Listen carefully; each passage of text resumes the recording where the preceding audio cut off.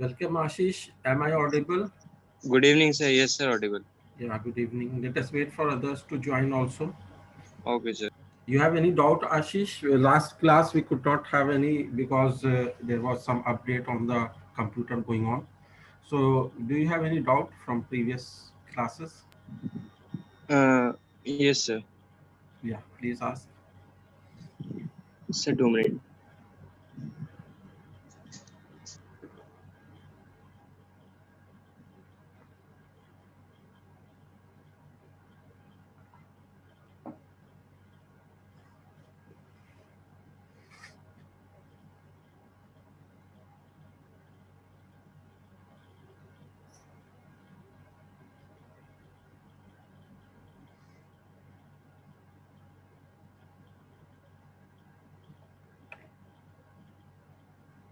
Sir, I am having doubt in NCRT only. Okay. Sir, exercise 2.1, question number 1. Okay.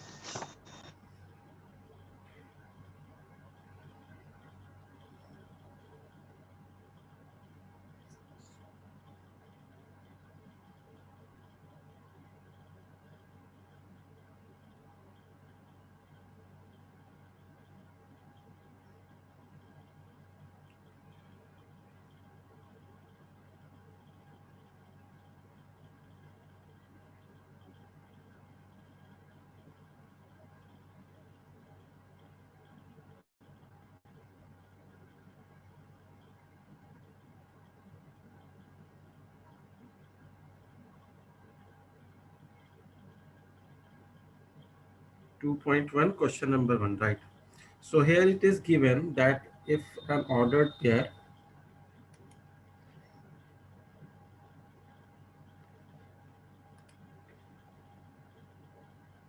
yeah. So it is given here that the ordered pair.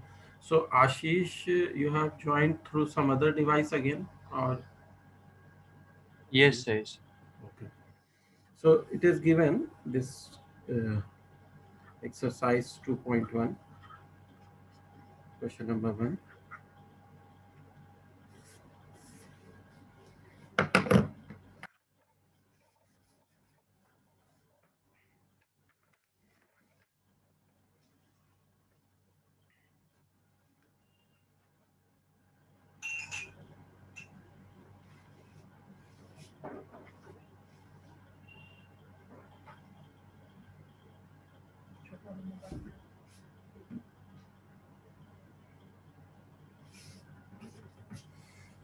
Okay, welcome Anjana, welcome Aradhya. So we have question number one, right, of 2.1, in which Ashish is having some doubt. So it is an ordered pair which is x by 3 plus 1 comma y minus 2 by 3, and it is given that this is equal to 5 by 3 comma 1 by 3. Then you have to find the value of x and y.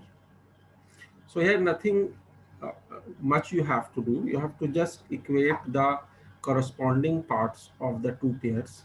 So first part here is x by 3 plus 1, which will be equal to 5 by 3.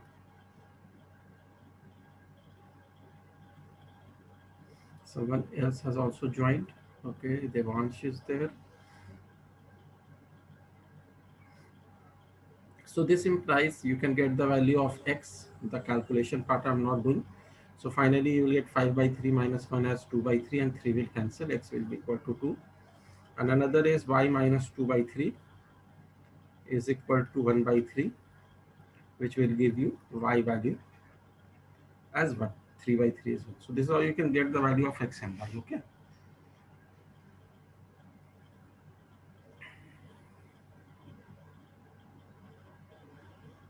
Anyone else having any doubt anywhere?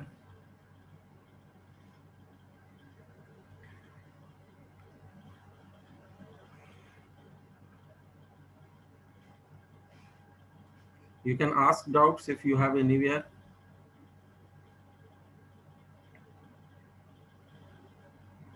So this was being asked by Ashish, exercise 2.1 question number 1.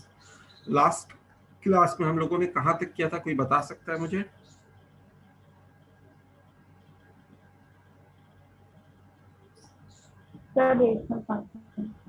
Rational functions के था। Okay, तो आज की class में हम लोग start करेंगे modulus function, right? Yes, sir.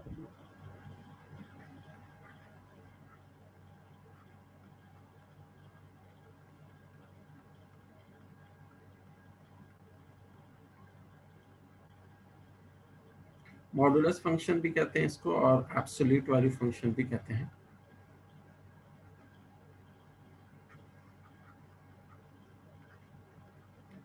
So what happens in this कि हमारे पास एक फंक्शन है जिसको इस तरीके से दिखाते हैं, fx is equal to it's called modulus of x, mod लगा हुआ है।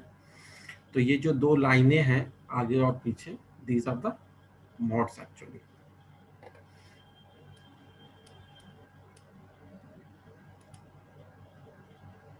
So what does this represent that we have to understand here? तो मॉड हमेशा हमें एब्सोल्यूट वैल्यू देता है, मतलब साइन नहीं होता है, हमेशा पॉजिटिव होता है। तो फॉर एग्जांपल हमारे पास 5 है and we want to find the mod of 5, तो दैट विल बी 5। ठीक है, अच्छा अगर -5 है और उसका मॉडुलस निकालते हैं तो दैट विल बी 5, मतलब that will be positive, modulus will always be positive. Ayushi, अभी हम लोगों ने जस्ट स्टार्ट ही किया है तो तुम्हारा कुछ छूटा नहीं है, so just keep following. Okay, sir. तो mod of 5 is also 5 and mod of -5 is also 5। और कोई भी पॉजिटिव नंबर है उसका मॉड वही होगा, निगेटिव नंबर है तो उसका मॉड पॉजिटिव बन जाएगा, मैग्नीट्यूड वही रहेगा, बस उसका साइन पॉजिटिव हो जाएगा। तो that is what is the application of modulus function, that is what it mean by modulus function. इसको कई तरीके से एक्सप्लेन किया जाता है। एक तो नंबर लाइन में डिस्टेंस के मेथड से एक्सप्लेन किया जाता है कि जैसे हमारे पास ये 0 है, यहाँ पर नंबर्स आते हैं 1 2 3 इस तरह से आते जाते हैं, इधर आता है -1 -2 -3 और इस तरीके से लेफ्ट में भी आता जाता है। तो you have to find the modulus of any value. तो उसका मतलब ये होता है कि मॉडुलस ऑफ x का हम यहाँ पे समझना चाहें तो ये समझ सकते हैं, distance of x from origin, origin से डिस्टेंस क्या है x का, वही कहलाता है मॉडुलस ऑफ x। तो अगर हम 3 की बात करें तो 3 का डिस्टेंस ऑरिजिन से कितनी दूर है, तो that is 3। Distance is a positive value, distance हमेशा मैग्नीट्यूड देता है, फिजिक्स में भी तुमने पढ़ा होगा, distance is always magnitude.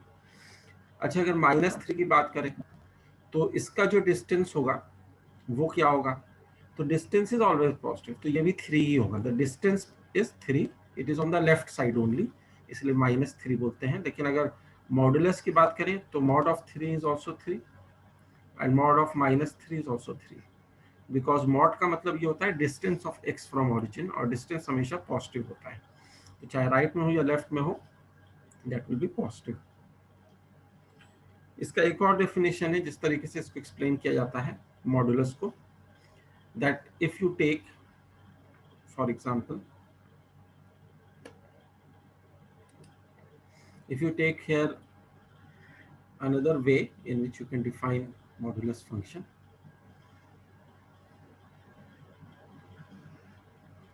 so mod of x is also defined as root over x square। तो root over x square mod x कैसे बनता है ये भी देख लेते हैं। जैसे रूट ओवर 3 का स्क्वायर निकालना हुआ है, तो that is root over 9, that is 3, root over 9 is 3। अच्छा अगर यहाँ पे दिया हुआ हो -3 और उसका स्क्वायर का अंडर रूट निकालना हो, तो स्टेप बाय स्टेप अगर प्रोसीड करें तो -3 का स्क्वायर तो 9 ही होता है, -9 या कुछ और तो होता नहीं है, 9 होता है, और फिर अंडर रूट लें तो ये भी 3 ही देगा, क्योंकि रूट के बाहर प्लस रहता है, अनलेस इट इज मेंशन्ड कि माइनस भी है, प्लस होता है। तो root over 3 square is also 3, root over -3 square is also 3। तो हम मॉड ऑफ एक्स को एक दूसरे तरीके से इस तरीके से भी डिफाइन कर सकते हैं कि mod of x is equal to root over x square, ये एक तरीका हो गया। एक ये भी तरीका हो गया कि distance of x from origin, और एक जो इसका डेफिनेशन है ही, वो डेफिनेशन की हेल्प से भी मॉड एक्स को जब डिफाइन करते हैं तो हमें क्या मिलता है, ये सब अभी नोट कर लेना, काफी इंपॉर्टेंट पॉइंट्स हैं सारे। डेफिनेशन के हिसाब से क्या मिलता है कि अगर हम मॉड एक्स निकाल रहे हैं तो that is actually if x is a positive value, x अगर एक greater than equal to 0 value है तो जो मॉड के अंदर है वही का वही मिल जाएगा, जैसे 5 का मॉड 5 हो जाएगा। लेकिन अगर x कोई निगेटिव वैल्यू है, लेस देन 0 की वैल्यू है, तो उस केस में मॉड ऑफ x क्या होगा, तो x निगेटिव है, जैसे मान लो कि यहाँ पे -5 था, ठीक है, -5x था। अब क्या है कि अगर तुम इसको 5 बनाना चाहते हो तो you have to take a minus sign outside x, ठीक है, x के आगे एक माइनस साइन लगा दो, तो माइनस माइनस विल बिकम +5। इसका मतलब ये है कि अगर x निगेटिव है तो तुम उस केस में यहाँ पे -x लिख सकते हो। तो -x is not a negative value, ये बात समझ लेना। -x का मतलब है कि x अपने आप में निगेटिव है, उसके आगे जब माइनस लगा दिया गया तो it becomes a positive value. तो this is also positive and this is also positive, both is positive. लेकिन x greater than equal to 0 है, इसलिए x वही का वही रहेगा। x less than 0 है तो -x हो जाएगा। -x का मतलब क्या हो गया, एक पॉजिटिव वैल्यू, क्योंकि x अपने आप में निगेटिव है, उसके आगे एक माइनस लगा दिया गया, तो दैट विल बिकम पॉजिटिव। तो ये कॉन्सेप्ट है। तो ये 2-3 डेफिनेशन हैं जिनसे हमें मॉड्यूलस का कॉन्सेप्ट क्लियर होता है, इसका एप्लीकेशन समझ में आता है। So please right this down by understanding.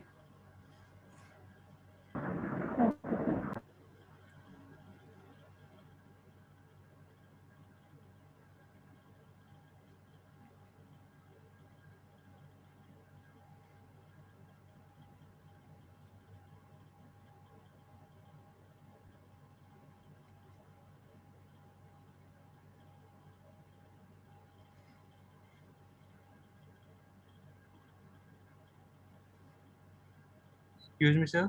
हाँ बोलो आशीष। सर जो आपने लास्ट में समझाया सर, एक बार फिर दोबारा समझा दीजिए। अच्छा, ये मॉड एक्स का जो डेफिनेशन लेफ्ट में बताया मैंने, तो इसमें क्या है कि जैसे मॉड ऑफ 5 है, जैसे मैंने एग्जांपल भी दिया था ना, तो 5 कैसी वैल्यू है, 5 is a value which is greater than 0, greater than equal to 0। तो इसलिए ये mod of 5 will be written as 5। लेकिन अगर मान लो -5 है और इसका मॉड निकालना है, तो -5 कैसी वैल्यू है, it is a less than 0 value. तो उसके इसमें हम क्या करेंगे, -x ले लेंगे। तो -x इज एक्चुअली -5, तो माइनस ऑफ -5 हो जाएगा, which will be finally +5 only. Okay sir, thank you sir. Welcome.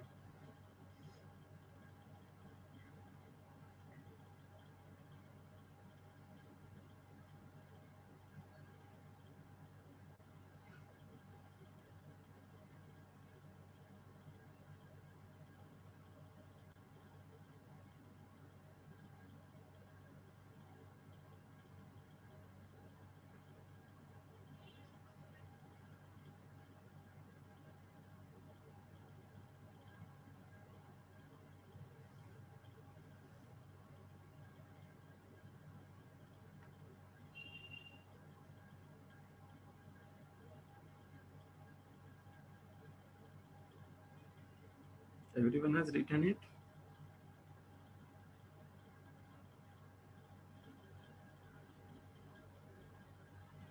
तो अब हम लोग ग्राफ ड्रॉ करेंगे और फिर उसका डोमेन देखेंगे और रेंज देखेंगे।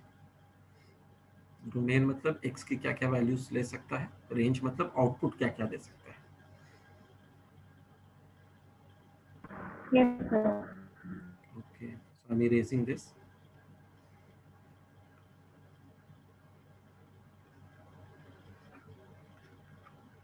Graph of mod of x। सो ऐसे हमने अभी देखा है कि अगर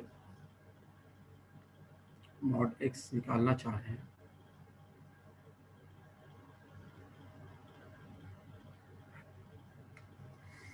तो mod x is actually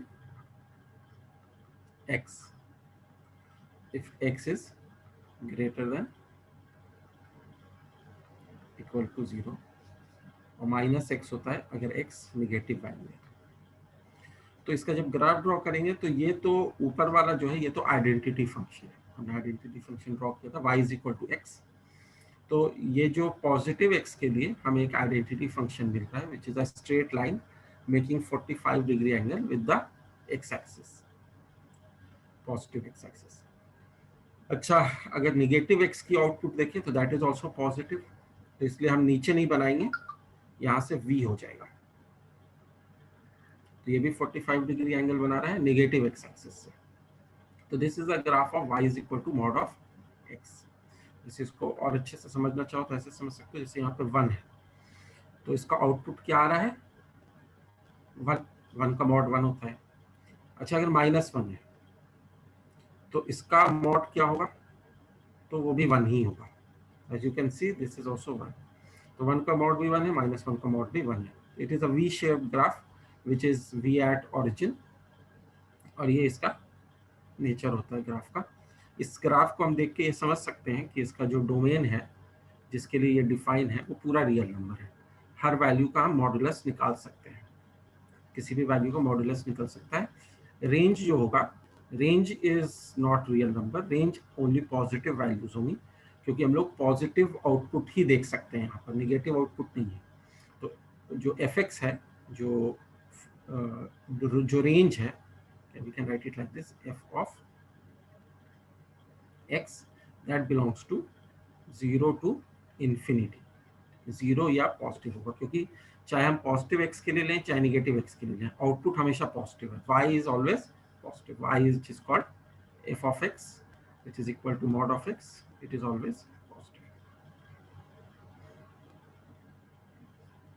Is this clear? Yes, sir. Yes. Okay.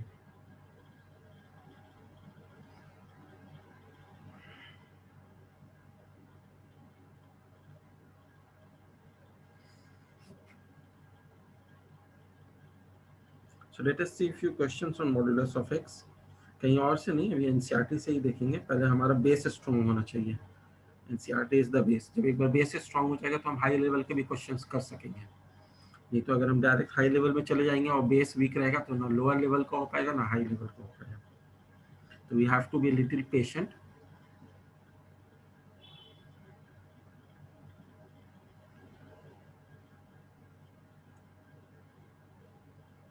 जैसे एक क्वेश्चन दिया हुआ है एक्सरसाइज 2.3 में, that find the domain and range of the following function.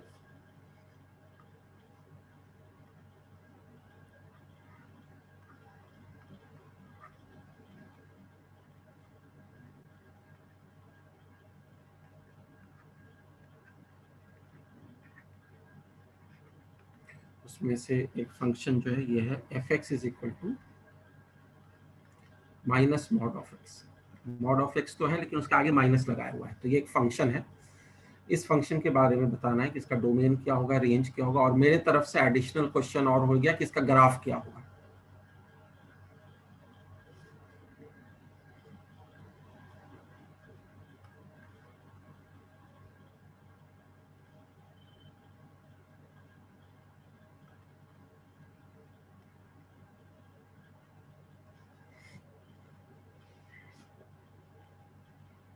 So, sir, could you repeat the question? Question is written here, find the domain and range of this function fx is equal to minus mod x, और इसमें एक मैं additional डाल दे रहा हूँ, also draw it's graph.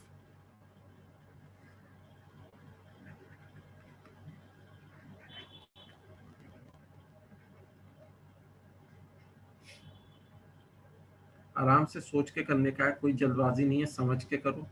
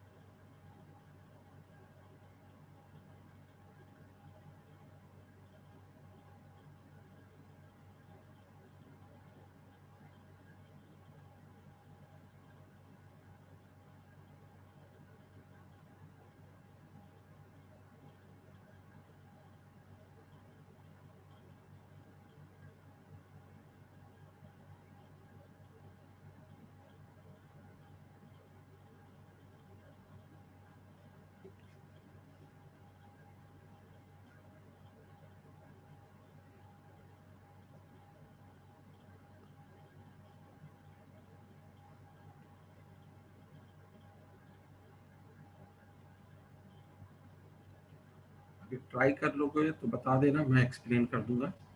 पहले इसको note भी करना है, फिर उसके बाद क्वेश्चन ट्राई करना है।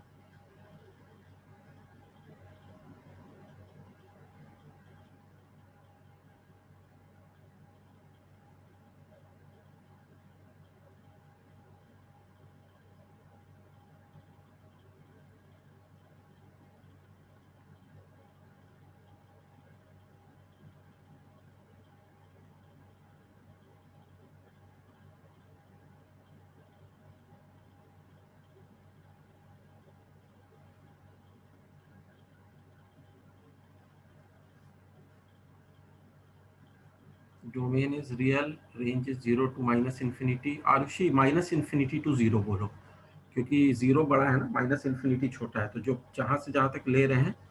और आरुषि तुमने भी वही किया है, आरुषि ही ने तो किया, हाँ, -infinity to 0 कर दो और 0 को इंक्लूड कर देना, क्योंकि 0 का मॉड तो 0 ही होता है। Domain is R, correct Devansh.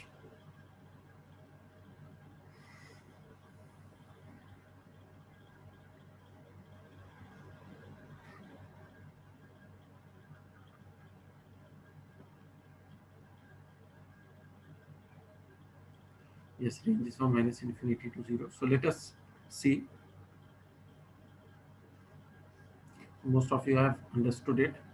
तो माइनस मॉड ऑफ एक्स अगर हम लेते हैं, तो for example minus mod of 5, तो मॉड तो अपना काम करेगा, 5 ही देगा, आगे माइनस मॉड के बाहर लगा हुआ है, माइनस मॉड ऑफ -5 देते हैं, तो -5 का मॉड 5 होता है, और बाहर जो माइनस लगा हुआ है वो उस पर ऐड करेगा। ओके आयुषी, सो हम क्या देख सकते हैं यहाँ पर कि हम कोई भी वैल्यू ले एक्स की, x can be any real number, that is its domain. X तो हम कुछ भी ले सकते हैं, लेकिन यहाँ पे जो आउटपुट आएगा वो हमेशा निगेटिव आएगा, क्योंकि हमने मॉड के बाहर माइनस लगा रखा है। तो जो मॉड होगा, this mod, this will always be positive. लेकिन अब आगे माइनस लगा हुआ है, तो this will, the whole function, this the whole, this with minus sign will be actually negative always, या 0 है तो 0 देगा, अदरवाइज निगेटिव होगा। तो अगर हम इसका ग्राफ ड्रॉ करने की कोशिश करेंगे तो हमें कैसा ग्राफ मिलेगा, वी विल सी दैट 0 पे तो 0 है।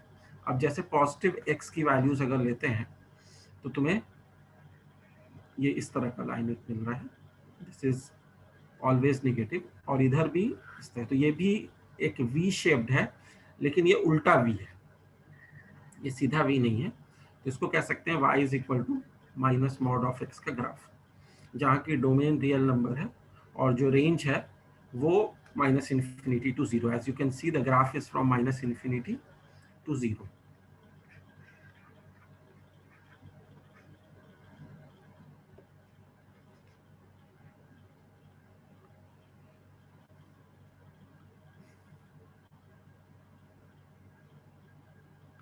कौस्तुभ, तुम्हें ज्वाइन करने में लेट हो गया, क्या बात है?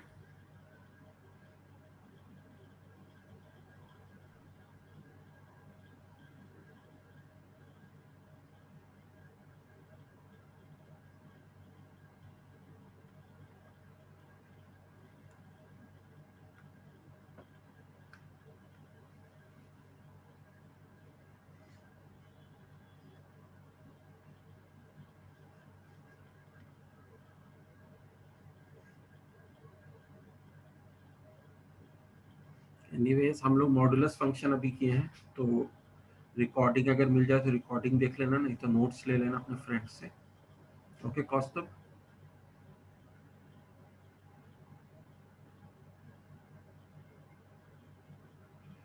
आई think you are hearing me.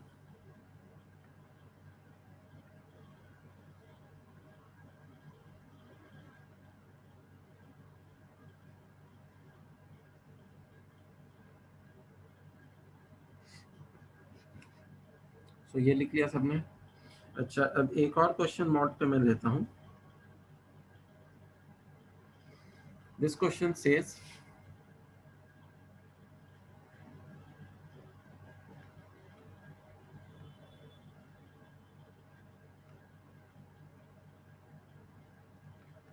The question is, इसमें भी वही करना है, डोमेन निकालना है,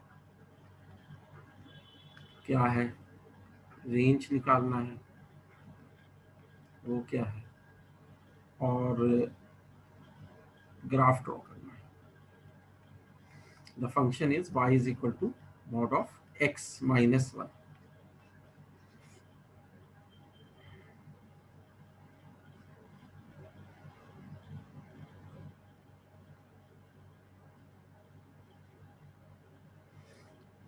मॉड है तो हमेशा बाहर में तो प्लस साइन दिया हुआ है तो हमेशा पॉजिटिव रहेगा. तो ये सोचना कि कहाँ पे जीरो हो रहा है, उसके अबाउट ये v बनेगा.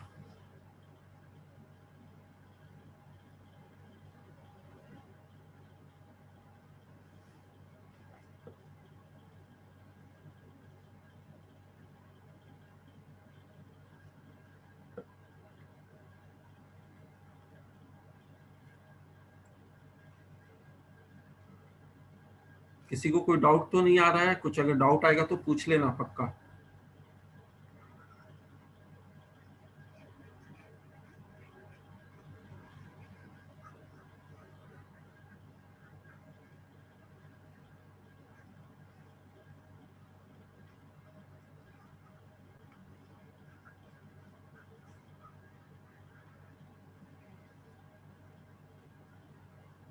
So should I do this or you are still trying?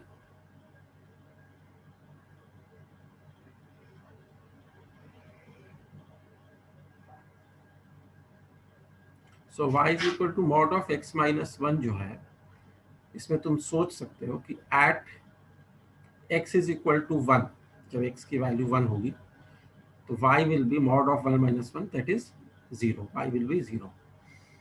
तो जब x की वैल्यू 1 होगी तो y 0 होगा, क्योंकि 1 minus 1 will be 0, 0 का mod 0 होता है. तो कहाँ पे इसकी वैल्यू 0 हो रही है? यहाँ पे 1 पे. तो ये v बनेगा इस तरीके से. तुम कुछ वैल्यूज प्लॉट करके देख भी सकते हो, don't have to do lot of research on this. बस कुछ वैल्यू डालो, जैसे तुम सबसे पहले तो x की वैल्यू 1 डाल दो तो y की वैल्यू 0 आ जाएगी. x की वैल्यू 2 डाल दो तो y की वैल्यू 2 minus 1 1 आ जाएगी. 3 डाल दो तो 2 आ जाएगी.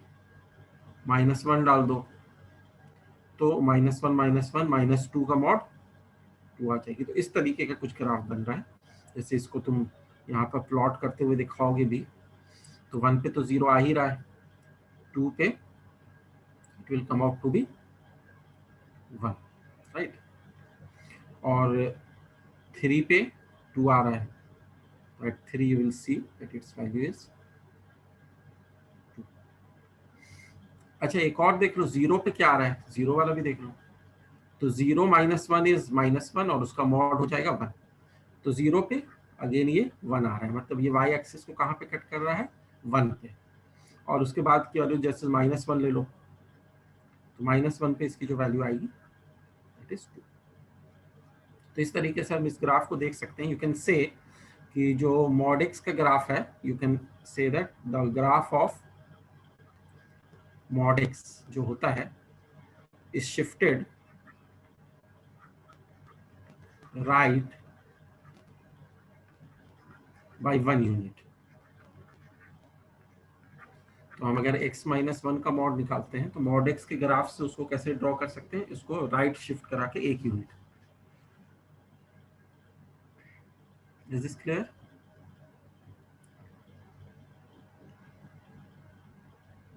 Yes.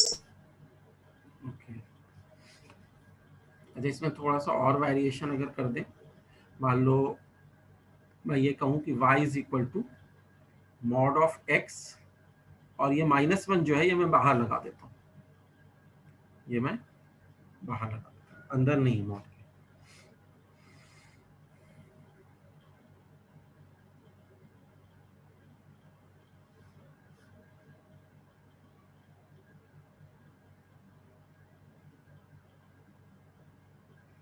तो इसका भी तुम्हें डोमेन रेंज निकालना होगा. पिछले वाले का डोमेन क्या हुआ? पिछले वाले का डोमेन रियल नंबर है, सारी x की वैल्यूज के लिए आउटपुट मिलेगा. और पिछले वाले के लिए जो रेंज हुआ दैट इज 0 to ∞. बस ये है कि 0 इसका 1 पे आ रहा है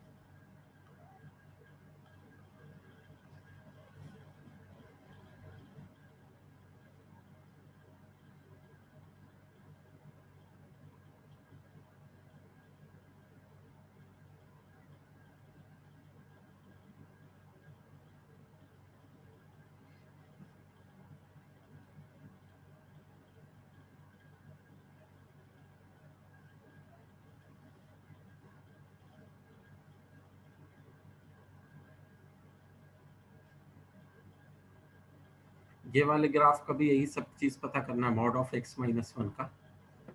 मॉड x अलग है, माइनस 1 उसके बाहर है, तो क्या होगा?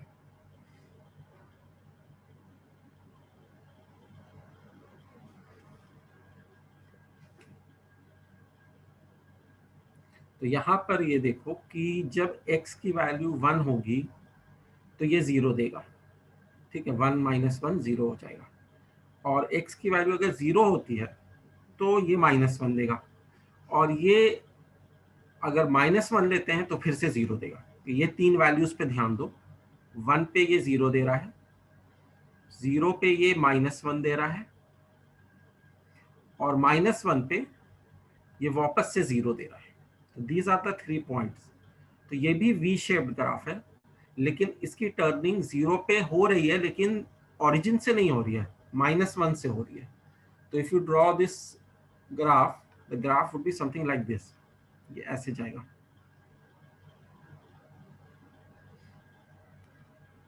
This is also V graph, लेकिन इस ग्राफ को हम क्या देख रहे हैं कि दिस इज शिफ्टेड। यहाँ पे स्टेटमेंट क्या लिख सकते हैं, graph of mod x is shifted down. पिछला वाला क्या था, शिफ्टेड राइट था, अब क्या हो जाएगा, शिफ्टेड डाउन बाय 1 यूनिट। तो इसके डोमेन में तो कोई दिक्कत नहीं है, डोमेन तो पूरा रियल नंबर है, सबके लिए वैल्यू दे रहा है। रेंज इसका क्या होगा ये बता सकते हो?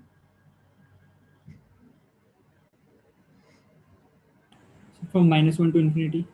हाँ, -1 टू इन्फिनिटी होगा। सो -1 इज इट्स लोएस्ट वैल्यू।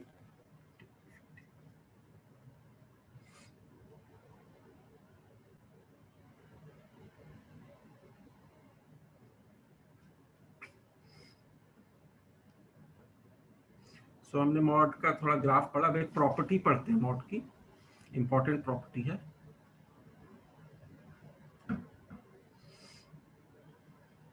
और इस बात का भी ध्यान रखना, हमने एक जो चीज सीखी है वो काफी इंपॉर्टेंट है, ये थ्रू आउट क्लास 11, 12 और हर जगह यूज होती है न किसी फॉर्म में। वो प्रॉपर्टी हमने क्या सीखी अभी, कि रूट ओवर एक्स स्क्वायर, कई लोग गलती करते हैं, रूट ओवर एक्स स्क्वायर को क्या लिख देते हैं, एक्स लिख देते हैं, लेकिन ऐसा नहीं है। Root over x square is actually mod of x. अगर निगेटिव होगा तो पॉजिटिव बन जाएगा, और पॉजिटिव होगा तो ठीक है, वैसा ही रहेगा। तो ये एक काफी इंपॉर्टेंट रिजल्ट है, और इसका यूज काफी जगह होता है। तो generally people do this mistake that they say that root over x square is actually x, which is completely wrong. Root over x square x नहीं होता है, root over x square mod of x होता है। और उसका मैंने तुम्हें example भी दिखा दिया करके, कि 3 का स्क्वायर करके रूट लोगे तो 3 मिलेगा, -3 का स्क्वायर करके रूट लोगे तो भी 3 मिलेगा। So this is the correct.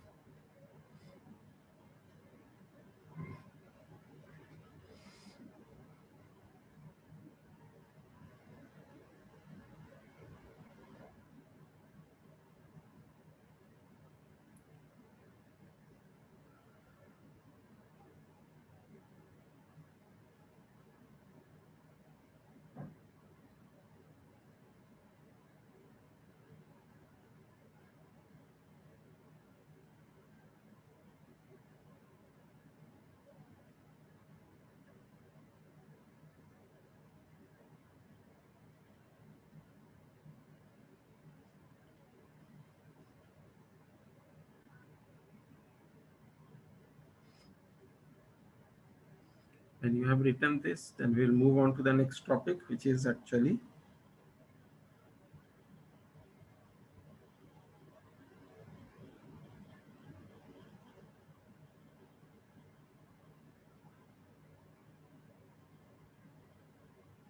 Signum function. Okay, signum function थोड़ा आसान सा फंक्शन है। उसके बाद एक ग्रेटेस्ट इंटीजर फंक्शन भी पढ़ेंगे। तो ग्रेटेस्ट इंटीजर फंक्शन थोड़ा बड़ा है। अच्छा, इसमें एक प्रॉपर्टी मैं बताने वाला था, वो प्रॉपर्टी मैं बता देता हूँ, आई होप सबने लिख लिया होगा। तो there is a very important property that mod of x plus y जो होता है, अगर एक्स इंटू वाई का मॉड ले रहे हो तो that is simply mod of x into mod of y. ठीक है, अलग अलग कर सकते हैं। या फिर mod of x by y है तो भी तुम क्या कर सकते हो कि मॉड ऑफ एक्स अलग कर लिया, मॉड ऑफ वाई अलग कर लिया। बस वाई 0 नहीं होना चाहिए, डिनोमिनेटर में 0 नहीं होना चाहिए। Otherwise it will be undefined. अच्छा, mod of x plus y है, तो इसका कॉन्सेप्ट ये है कि this is actually less than equal to mod of x plus mod of y। मतलब ये इसके बराबर भी हो सकता है या इससे छोटा भी हो सकता है। तो ये ऐसा क्यों होता है, ये कब होता है इक्वालिटी, कब इनइक्वालिटी होती है। तो कुछ एग्जांपल देख लेते हैं। मान लो x की वैल्यू मैं -3 ले ले रहा हूँ और y की वैल्यू मैं -1 ले ले रहा हूँ। तो जब लेफ्ट हैंड साइड देखता हूँ तो लेफ्ट हैंड साइड क्या होगा, -3 और -1 दोनों को ऐड करेंगे तो -4 का मॉड दैट विल बी 4। अच्छा, राइट हैंड साइड अगर लेते हैं तो मॉड ऑफ -3 प्लस और मॉड ऑफ -1, तो ये हो जाएगा 3 + 1 = 4। तो लेफ्ट हैंड साइड और राइट हैंड साइड क्या आ गया, बराबर आ गया। तो बराबर भी हो सकता है जैसे हमने प्रॉपर्टी में लिखा है। लेकिन अगर मैं मान लो ऐसा ले लूँ, x = -3 y = +1 ले लूँ, तो लेफ्ट हैंड साइड जब मैं निकालूंगा तो -3 + 1 का मॉड दैट इज -2 का मॉड विच इज एक्चुअली 2। और राइट हैंड साइड अगर निकालूंगा तो -3 का मॉड प्लस 1 का मॉड। -3 का मॉड 3 होता है, 1 का मॉड 1 होता है, 3 + 1 will be 4। तो we can see that this value is actually less than 4। 2 is less than 4, मतलब लेफ्ट हैंड साइड जो है राइट हैंड साइड से छोटा है। तो छोटा भी हो सकता है या बराबर भी हो सकता है। तो कब बराबर होगा ये हम नोट कर लेते हैं। तो इक्वालिटी एग्जिस्ट कब करेगी, कब बराबर हो जाएगा। Equality exist if x and y have same sign. जैसे पहले वाले एग्जांपल में हमने दोनों को माइनस लिया था, दोनों को प्लस भी ले सकते हैं, तो उस केस में इक्वालिटी एग्जिस्ट करेगी। That means left hand side जो होगा वो राइट हैंड साइड के बराबर होगा, which means mod of x plus y जो होगा mod of x plus mod of y के बराबर होगा। और अगर ऑपोजिट साइन है, for opposite signs of x and y, for opposite signs of x and y, left hand side is not equal to right hand side, but left hand side is actually less than right hand side। मतलब mod of x plus y will be less than mod of x plus mod of y। तो अगर तुम्हें addition में mod लगाना पड़ रहा है तो वहां पे ये बात का ध्यान रखना कि मॉड अगर हम लोग अलग अलग लगा रहे हैं तो ये देखेंगे कि इक्वालिटी एग्जिस्ट कब करेगी और इनइक्वालिटी एग्जिस्ट कब करेगी। जब अपोजिट साइन का होगा तो इनइक्वालिटी होगी, left hand side will be less than right hand side. और जब सेम साइन का होगा, या तो दोनों पॉजिटिव हो या तो दोनों नेगेटिव हो, तो left hand side will become equal to right hand side. Is this clear to everyone? Yes, sir. Yes, sir. Yes, sir. Okay, good.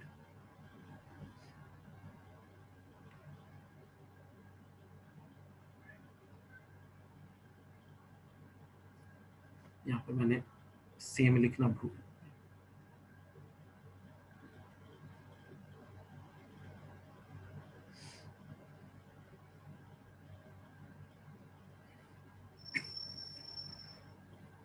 Also right this example, और कोई भी एग्जाम्पल अपने मन से तुम बना के उसको भी कैलकुलेट कर सकते हो, अपोजिट साइन का, सेम साइन का।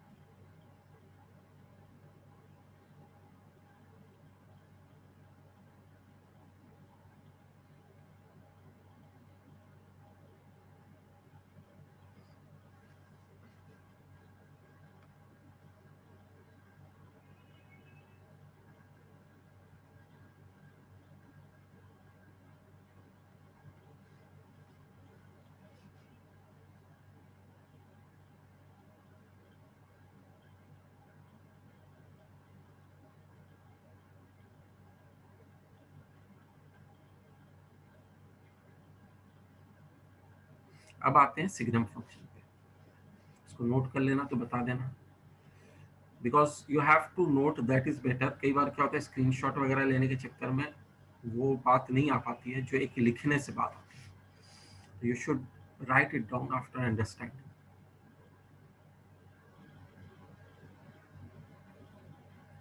Sir, done. Okay.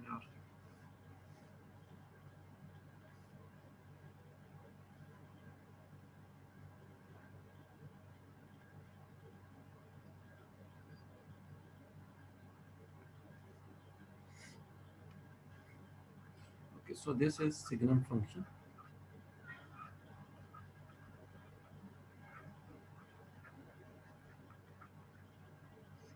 Signum function क्या होता है? If you find signum of x, so that is actually mod of x upon x if x is not equal to 0. Obviously जब 0 हो जाएगा तो denominator में तो 0 ले नहीं सकते हैं, तो उस केस में सिग्नम का अलग डेफिनेशन होता है, it is 0 if x is equal to 0. अब इसको हम क्या करते हैं कि इसको थोड़ा सा और समझने के लिए एक्सपैंड कर देते हैं. तो x जब 0 नहीं है तो दो पॉसिबिलिटी आ सकती है, या तो x 0 से बड़ा हो सकता है या फिर x 0 से छोटा हो सकता है. और x जब 0 के बराबर होगा तो वो वाले केस में तो 0 दिया ही हुआ है. x जब 0 से बड़ा होगा, जैसे ये वाला केस जो है, यहाँ पे mod x बाई x की वैल्यू क्या आएगी? तो इफ x इज पॉजिटिव, जैसे अभी हमने देखा था कि अगर x पॉजिटिव होता है तो mod x को हम सिंपली x लिख देते हैं, तो x by x is equal to 1 हो जाएगा, वैल्यू विल बी 1. अच्छा, अगर x निगेटिव है तो mod of x by x का डेफिनेशन क्या निकाल के देगा? mod of x will be minus x, क्योंकि निगेटिव x के लिए हमने पढ़ा हुआ है कि हम mod x को क्या लिखते हैं? माइनस x लिखते हैं. Minus x does not mean it is negative. Minus x का मतलब है कि ये पॉजिटिव है, क्योंकि x ऑलरेडी निगेटिव था, उसके आगे तुमने एक माइनस लगाया और नीचे का भी x है ही, तो x कैंसिल हो जाएगा, you will get -1. So this is -1. तो दोनों ही डेफिनेशन अलग अलग जगह दिया होता है, दोनों डेफिनेशन सही है. तुमको भी ये वाला डेफिनेशन जो है ये मॉड के टर्म्स में दिया हुआ है, और ये जो दूसरा डेफिनेशन है ये मॉड को कैलकुलेट करने के बाद जो केसेस बन रहे हैं उस पर फंक्शन की वैल्यू दी हुई है. तो सिग्नम फंक्शन को दोनों तरीके से तुम बता सकते हो, दोनों तरीके से इसका ग्राफ बनाएंगे तो हमें एक ही ग्राफ मिलेगा. तो नीचे वाला जो डेफिनेशन है उससे हमें ग्राफ बनाने में आसानी होगी. तो when we will draw the graph of this signum function, what will happen कि at 0 x is equal to 0 पे y भी 0 है, ये ओरिजिन है. x 0 पे y भी 0 है. अगर x 0 से बड़ा है तो y की वैल्यू 1 है थ्रू आउट.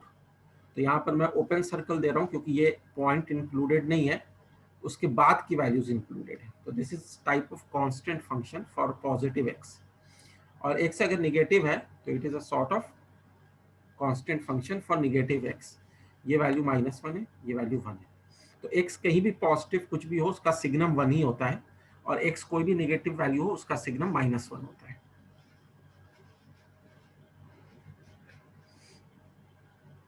Okay, sir. अब तुम ये बता सकते हो कि इसका डोमेन और रेंज क्या होगा?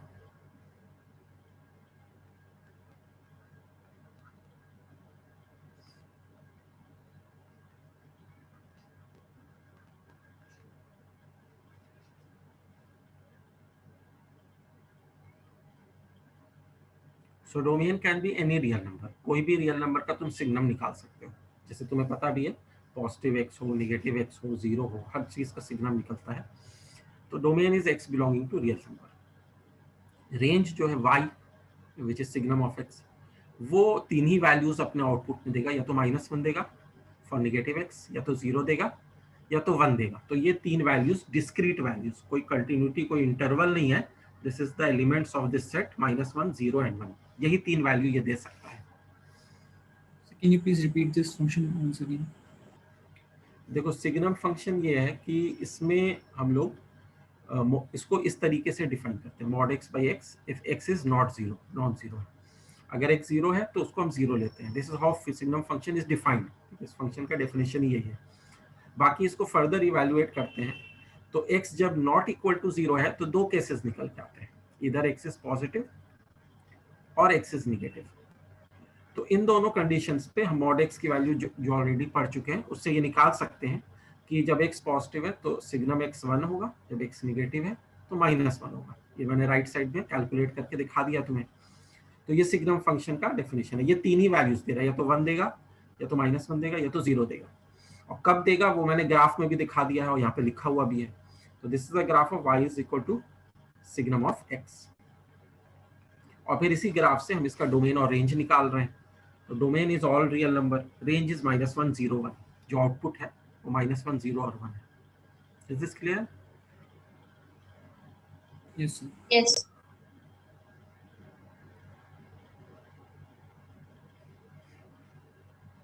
So understand it fully, then write it down.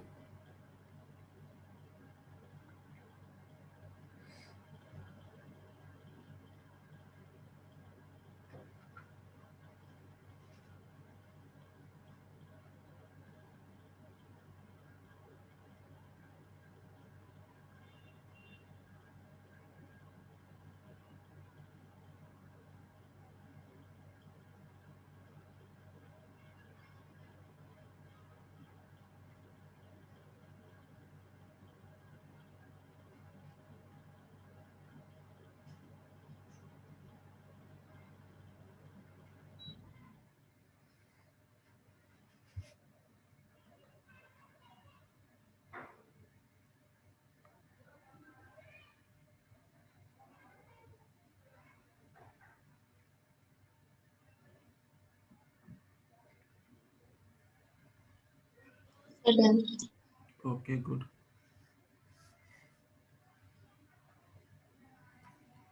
So signum पे भी एक तो क्वेश्चन देख लेते हैं हम लोग।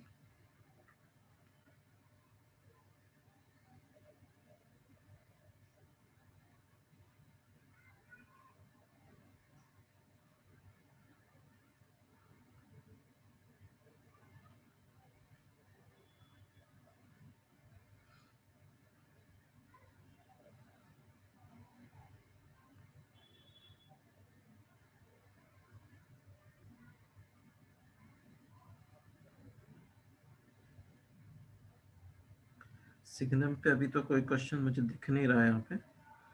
Anyways when we will see there is some question of signum, we will discuss it. Signum थोड़ा सिंपल सा ही फंक्शन है, इसमें ज्यादा कुछ है नहीं।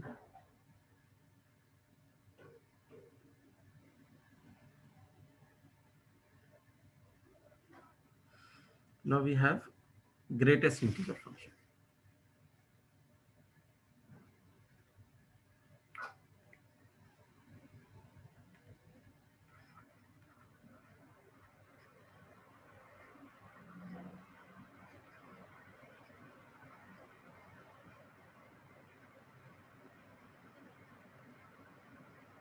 So greatest integer function basically ये ऐसा फंक्शन होता है जिसको ऐसे दिखाते हैं y is equal to greatest integer of x।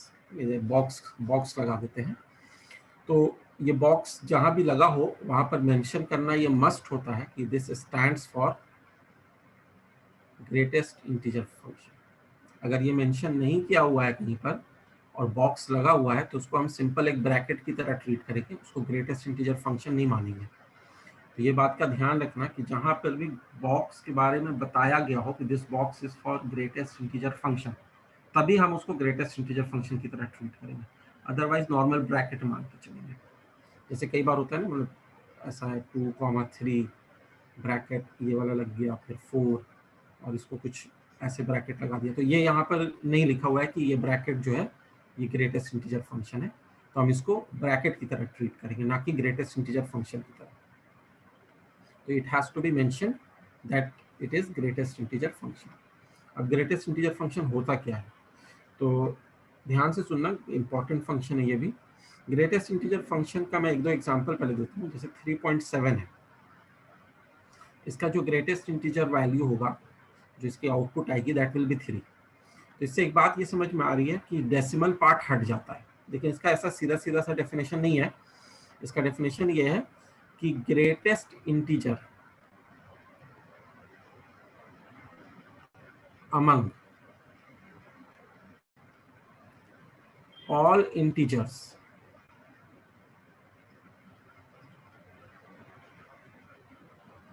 less than or equal to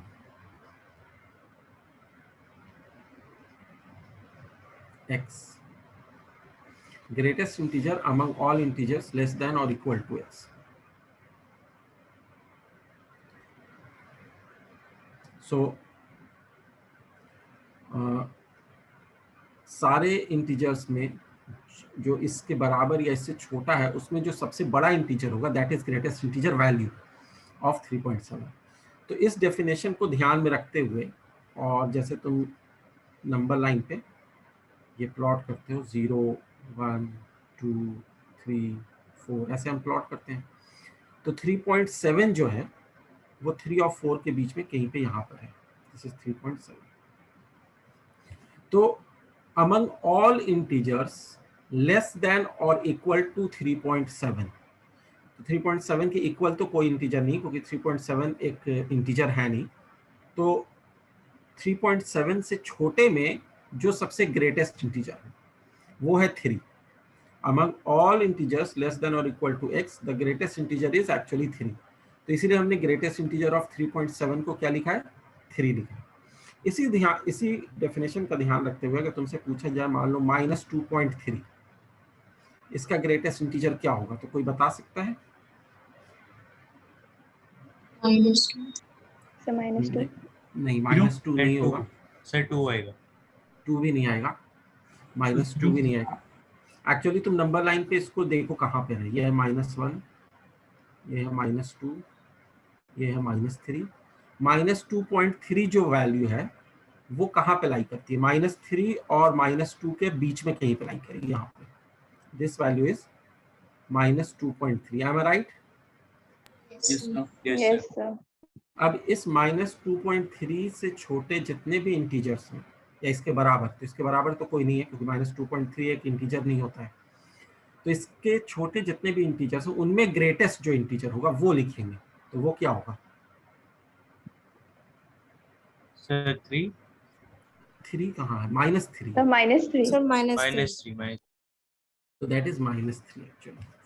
तो हमें ये डेफिनेशन को अच्छी तरह से समझ लेना है. That is it's definition. Greatest integer among all integers less than और इक्वल टू x.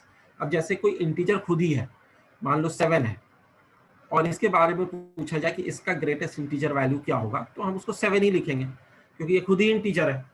या निगेटिव में भी कोई है जैसे -9 है, -9 का हम अगर ग्रेटेस्ट इंटीजर निकालेंगे तो -9 ही होगा, क्योंकि among all integers less than और इक्वल टू. तो इक्वल टू में भी अगर कोई इंटीजर आ जाना है तो इंटीजर्स के लिए इक्वल टू में खुद ही वही इंटीजर होगा तो हम वही लिख देंगे. लेकिन अगर डेसिमल में है तो हम इस डेफिनेशन को ध्यान से लगाएंगे. जैसे पॉजिटिव वैल्यू 3.7 थी तो उसका 3 आ गया, उससे छोटे जितने भी इंटीजर्स हैं उनमें सबसे बड़ा 3 है. लेकिन माइनस में अगर कोई वैल्यू है -2.3 तो वो -2 नहीं हो जाएगा, वो -3 होगा, क्योंकि उससे छोटे नंबर लाइन पे तुम जितने भी इंटीजर्स देख रहे हो उनमें सबसे ग्रेटेस्ट -3 है.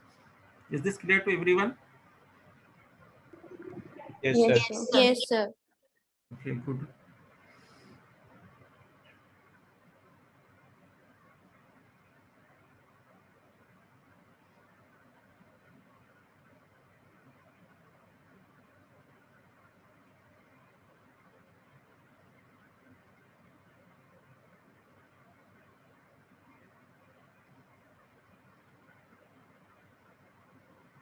अब हम लोग इसका ग्राफ ड्रॉ करेंगे. पहले तुम लोग ट्राई करना इसका ग्राफ कैसे ड्रॉ हो सकता है. Just try on your own. So could you please explain how it came -3? हाँ, अभी एक्सप्लेन कर देता हूँ. देखो इसमें क्या है कि -2.3 को मैंने नंबर लाइन पर प्लॉट किया, तो ऊपर में नंबर लाइन देख सकते हो. यहाँ पे -2.3 जो है उसको मैंने प्लॉट किया, तो वो -2 और -3 के बीच में है या नहीं है? Yes, sir. यहाँ तक तो कोई दिक्कत नहीं है. अब डेफिनेशन ये है कि जो -2.3 का ग्रेटेस्ट इंटीजर होगा वो होगा greatest integer among all integers less than और इक्वल टू x. ये इसका डेफिनेशन है कि जितने भी उसके छोटे या उसके बराबर नंबर्स हैं उनमें जो सबसे बड़ा नंबर है वो नंबर ग्रेटेस्ट इंटीजर होते हैं. तो जो इससे छोटे या इसके बराबर हैं वो यहाँ से हम काउंट करना शुरू करते हैं -2.3 से और लेफ्ट में चले जाते हैं, क्योंकि छोटे के लिए लेफ्ट में जाएंगे, बड़े के लिए राइट में जाएंगे. तो जो सबसे पहला इंटीजर तुम्हें इनकाउंटर मिलेगा वो -3 मिलेगा. This is the greatest. तो हम इसलिए उसको ग्रेटेस्ट इंटीजर फंक्शन की वैल्यू जो है -2.3 को उसको -3 ले रहे हैं। Is this clear? देवांश तुमने पूछा था ना शायद? Yes, sir. So it's clear. Thank you.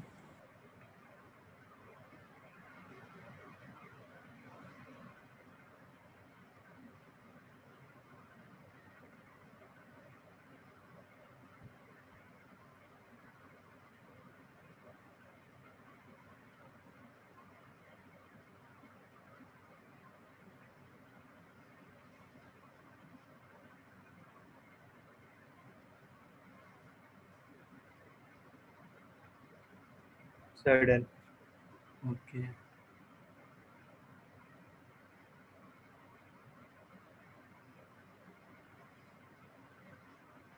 अब इसका ग्राफ ट्राई करो तो every one of you.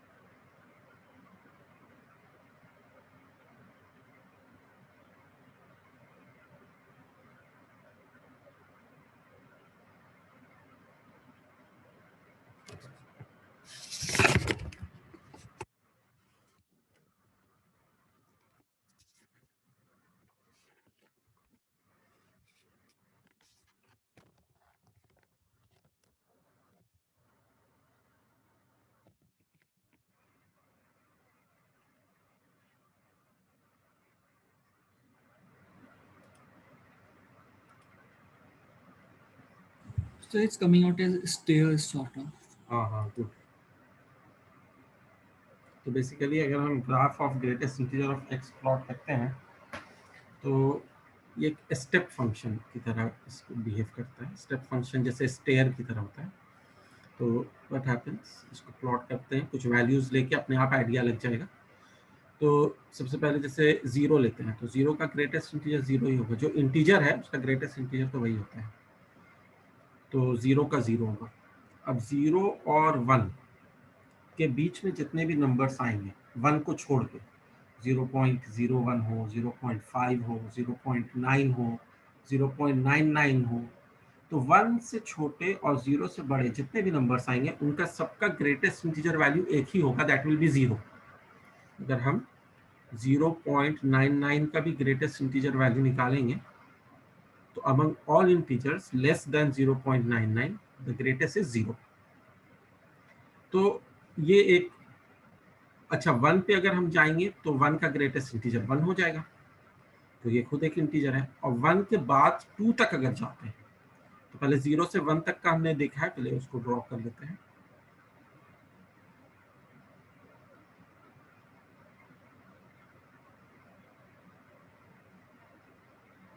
One को एक्सक्लूड कर देते हैं और 1 पे जो वैल्यू आएगी दैट विल बी 1। अच्छा 1 के बाद 2 से पहले तक जैसे 1.5 है, 1.6 है, इन सब का ग्रेटेस्ट इंटीजर 1 ही होगा, तो ये सारी वैल्यूज 1 होंगी। जैसे 2 पे पहुंचेंगे तो 2 का greatest integer will not be 1 but it will B 2। और फिर 2 से लेके 3 तक जितने भी नंबर्स आएंगे उन सब का ग्रेटेस्ट इंटीजर 2 होगा। 3 पे पहुंचने पे फिर से ये वैल्यू 3 की जो होगी उसका ग्रेटेस्ट इंटीजर 3 हो जाएगा। तो ये एक इस तरह का बिहेवियर हमें देखने को मिल रहा है। अगर नेगेटिव में भी जाएंगे जैसे -1 से 0, तो जैसे मान लो तुम ले लो -0.7, तो -0.7 का greatest integer will be actually -1। ठीक है, -0.7 के लेफ्ट में जो सबसे पहला इंटीजर तुम्हें इनकाउंटर होगा वो -1 होगा। तो 0 और -1 के बीच में तुम्हें -1 मिलने वाला है, इंक्लूडिंग -1। -1 से लेके -2 तक अगर जाते हैं तो उन सब का ग्रेटेस्ट इंटीजर -2 होगा इस तरीके से। तो ये तो देखना ही है कि ये कैसा ग्राफ बन रहा है, सीढ़ी की तरह का ग्राफ बन रहा है कि स्टेयर की तरह का ग्राफ बन रहा है, जिसको स्टेप फंक्शन भी हम कहते हैं।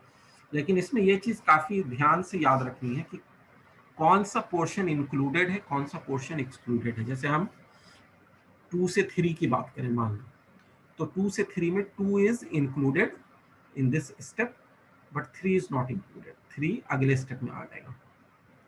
तो जो इंक्लूडेड वाला पोर्शन है वो एक्चुअली लेफ्ट वाला है, हर स्टेयर का लेफ्ट वाला इंक्लूडेड है और राइट वाला एक्सक्लूडेड है। उसका सिंपल सा रीजन यही है कि ग्रेटेस्ट इंटीजर का जो डेफिनेशन है उसके अकॉर्डिंग हमने इस ग्राफ को ड्रॉ किया है, हमने अपने से कुछ नहीं किया है, जो भी ग्रेटेस्ट इंटीजर का फंक्शन का डेफिनेशन है उसी के अकॉर्डिंग हमने ड्रॉ किया है। तो is this graph clear to everyone? Yes, sir. Yes, sir. Yes, sir. Yes, sir. Yes, sir. Good. तो अब हम इसका डोमेन निकालते हैं। So its domain will be real number, मतलब x का कोई भी वैल्यू हो उसका ग्रेटेस्ट इंटीजर तो निकल ही जाएगा। रेंज क्या होगा ये बताओ?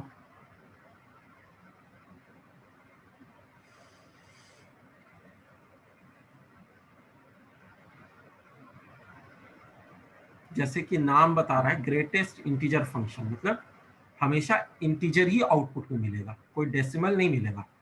जैसे तुम ग्राफ में भी देख सकते हो, 0 मिल रहा है, 0 के बाद डायरेक्ट वो छलांग लगाता है और 1 दे देता है, 1 के बाद फिर से ये एक जंप लगा रहा है, 2 दे दे रहा है। 1 और 2 के बीच में कुछ भी आउटपुट नहीं है, 1 और 2 के बीच का आउटपुट खाली है, Plus 1. 2 और 3 के बीच का आउटपुट खाली है। Hello, N+1. n+1 नहीं, इसको हम इंटीजर्स कहते हैं, रेंज बिलोंगिंग टू इंटीजर्स। या तो i से दिखा सकते हैं या z से दिखा सकते हैं, दिस मीन्स इंटीजर्स। तो हमारा जो आउटपुट होगा that will always B integer, that won't comprises of decimal values.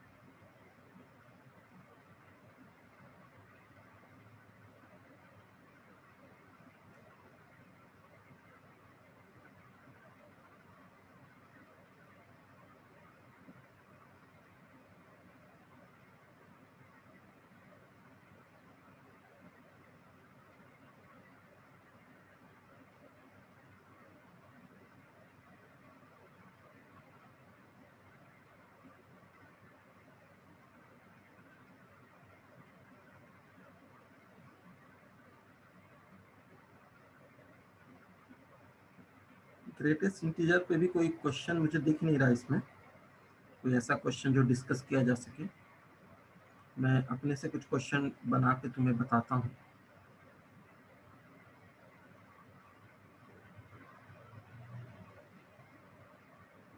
कुछ इसकी प्रॉपर्टीज भी होती हैं, खैर वो तो जब तुम्हें डेफिनेशन समझ में आ जाए तो प्रॉपर्टीज अपने आप अप्लाई हो जाती हैं, उसमें कोई इतना बड़ा इशू नहीं है।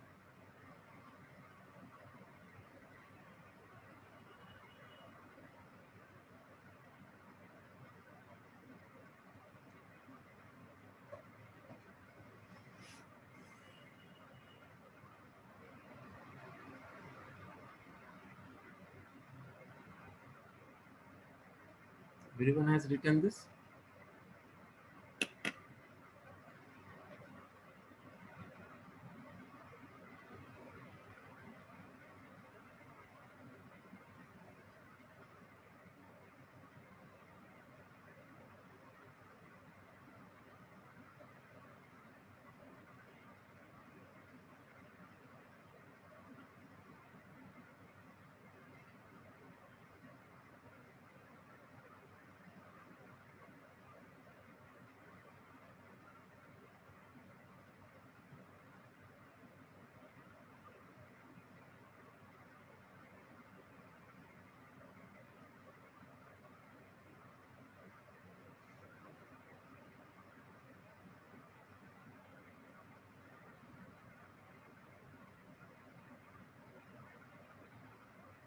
So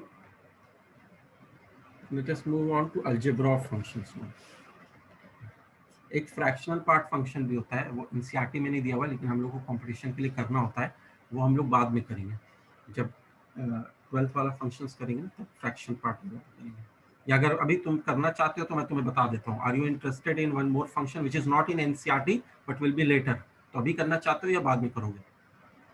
क्योंकि एक वो होता है ना कि शुरू में चीज़ें एब्जॉर्ब करना काफ़ी इंपॉर्टेंट होता है, तुम धीरे धीरे एब्जॉर्ब कर रहे हो, कभी ऐसा ना हो जाए कि तुम्हें मैं इतना कुछ बता दूं कि फिर वो एब्जॉर्प्शन खत्म हो जाए, फिर वो रिफ्लेक्ट करने लगे, तो ऐसा नहीं होना चाहिए। तो अभी तक अगर तुमको सब कुछ समझ में आ रहा है तो मैं एक और फंक्शन बता देता हूँ which is fractional part function, या अभी तक तुम्हें काफ़ी एफर्ट लग रहा है समझने में, तो मैं अभी वो वाला फंक्शन रहने देता हूँ।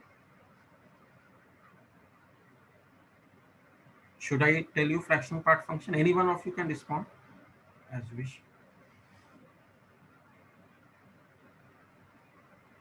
चलो बता ही देता हूँ, किसी ने कुछ नहीं बोला तो कुछ नहीं बोलने का मतलब हाँ होता है, तो मैं फ्रैक्शनल पार्ट फंक्शन बता देता हूँ। फिर उसके बाद अलजेब्रा ऑफ फंक्शन अगर आज टाइम मिला तो आज करेंगे, नहीं तो नेक्स्ट क्लास में करेंगे।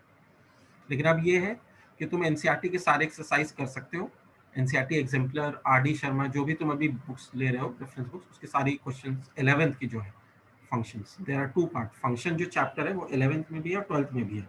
12th में भी हम लोग कुछ पढ़ते हैं फंक्शन के बारे में, लेकिन वो दूसरी चीज़ें पढ़ते हैं। अभी 11th का जो फंक्शन है वो कर रहे हैं, तो 11th के फंक्शन का किसी भी बुक से तुम कर सकते हो। Arushi Singh no sir not now, okay ठीक है, तो अभी मैं फ्रैक्शन पार्ट नहीं बताता हूँ, बाद में कर लेंगे। तो अभी अलजेब्रा ऑफ फंक्शंस में आ जाते हैं। तो ये सब जो कुछ आज हमने फंक्शंस पढ़े हैं ना, modulus function, signum function, greatest integer function, ये सारे फंक्शंस के बारे में सारी जानकारी हमें पता होनी चाहिए, और बस पता नहीं होनी चाहिए, याद होनी चाहिए। चाहे वो जानकारी ग्राफ के बारे में हो, उसका डोमेन रेंज के बारे में हो, उसके डेफिनेशन को समझने की बात हो, सब हमें याद होना चाहिए।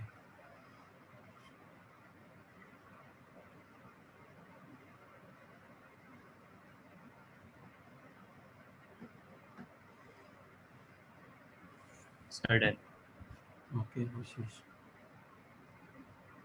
सो अलजेब्रा ऑफ फंक्शन में कोई बड़ी चीज नहीं है, इसमें बस ये है कि अगर हम दो फंक्शंस को ऐड कर रहे हैं,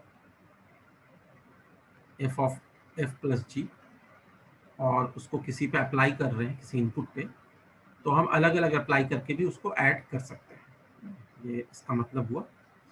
और अगर दो फंक्शन सब्ट्रैक्ट हो रहा है और उसको किसी एक्स पे अप्लाई कर रहे हैं, तो अलग अलग अप्लाई करके भी सब्ट्रैक्ट कर सकते हैं। उसी तरीके से अगर दो फंक्शन मल्टीप्लाई हो रहा है तो अलग अलग भी हम दोनों को ऐसे मल्टीप्लाई कर सकते हैं। और अगर डिवाइड हो रहा है एफ बाई जी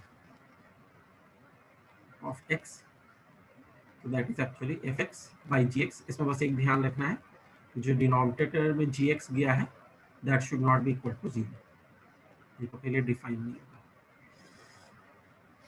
तो ये सिंपल अलजेब्रा ऑफ फंक्शंस पर अभी कुछ क्वेश्चंस भी देख लेते हैं।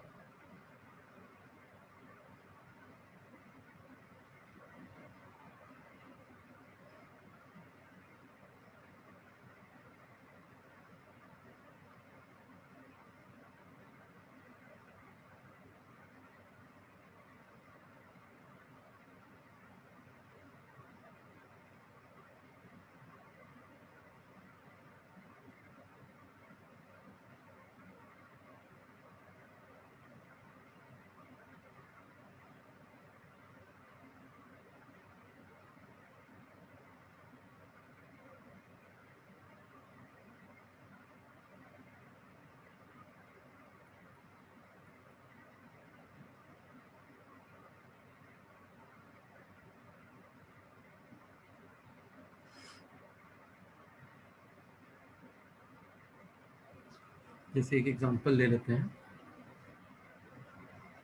ये बहुत सिंपल सी चीज़ है, कोई बहुत बड़ा तोप चीज़ नहीं है ये, इससे इसमें बहुत ज़्यादा दिमाग में लगाने की जरूरत नहीं है। तो इसमें यह है कि एक फंक्शन है let f of x is equal to x square and g x is equal to 2x plus 1.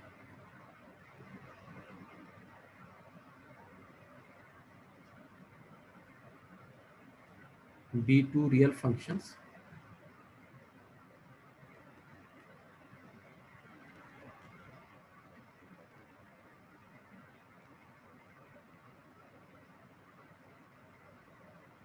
Find f plus g of x, f minus g of x, f into g of x, and f by g of x.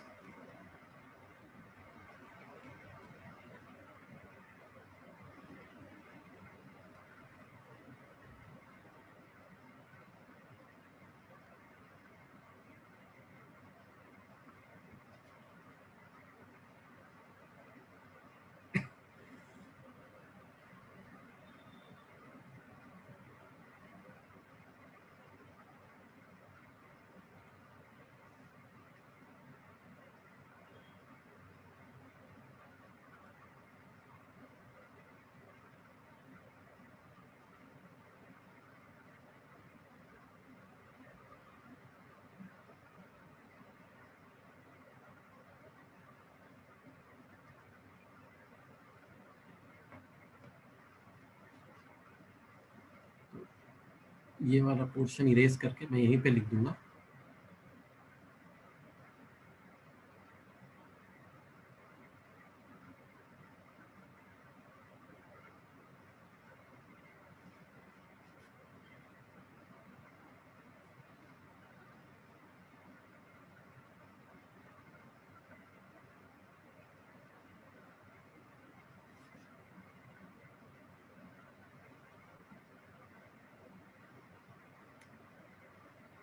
f plus g of x को क्या बना देंगे हम लोग? दोनों function है ना, एक एक्स स्क्वायर है, एक 2x प्लस 1 है, दोनों को ऐड कर देंगे.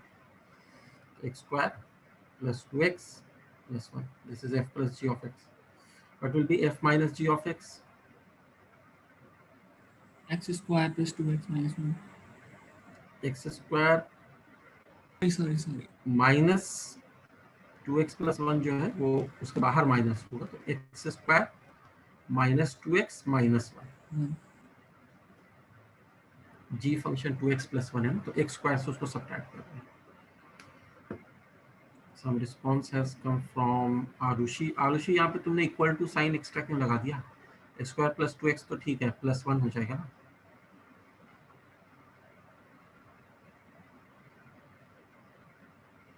f into g of x मतलब x square into 2x plus 1. ये क्या हो जाएगा? 2x cube plus x square.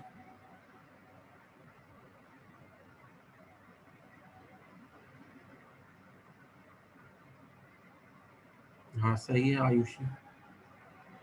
f plus g of x नहीं है, ये f into g of x होगा Ayushi. Yes, sir, by mistake. f by g of x, इसमें थोड़ा ध्यान रखना. एफ एक्स ऊपर में है एक्स स्क्वायर, जी एक्स नीचे में है 2x प्लस 1, और जी एक्स जीरो नहीं होना चाहिए. तो जी एक्स क्या है? 2x plus 1. That should not be equal to 0. इसका मतलब x क्या नहीं होना चाहिए? x माइनस 1/2 नहीं होना चाहिए.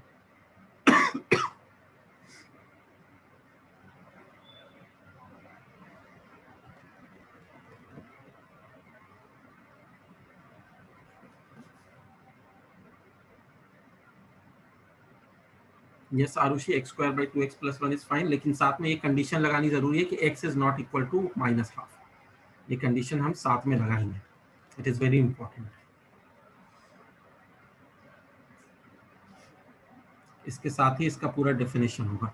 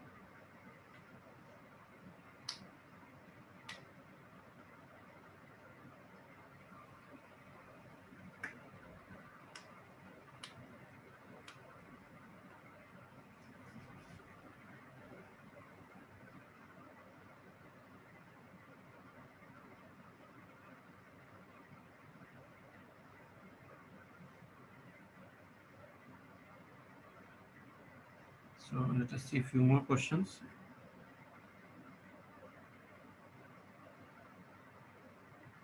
अब ऐसा है कि तुम लोग थर्ड एक्सरसाइज तक कर सकते हो, प्लस मिसलेनियस एक्सरसाइज जो है वो भी कर सकते हो, और फिर उसमें जो डाउट्स होगा वो हम लोग नेक्स्ट क्लास में डिस्कस करेंगे. तो as a homework you can do this.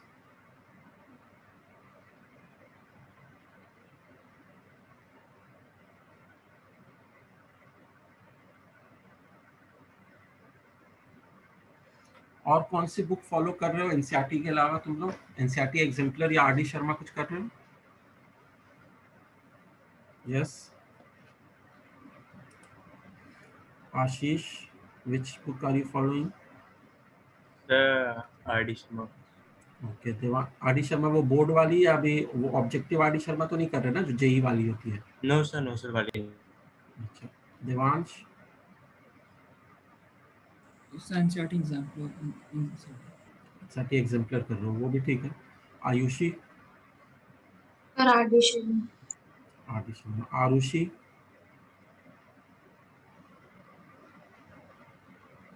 Yes Arushi.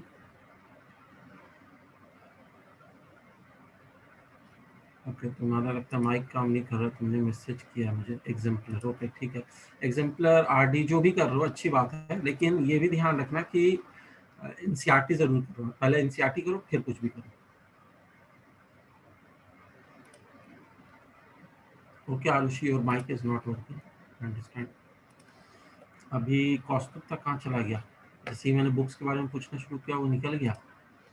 कौस्तुभ भी चला गया, और भी कोई चला गया. चलो कोई नहीं. तो नेक्स्ट क्लास में ये सब कर लेना फ्रॉम एनसीईआरटी और and as well as NCERT exemplar और D Sharma.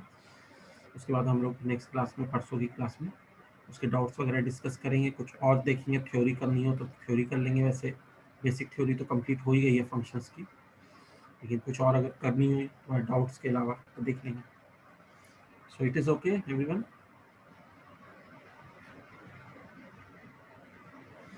Thank you. Yes, sir.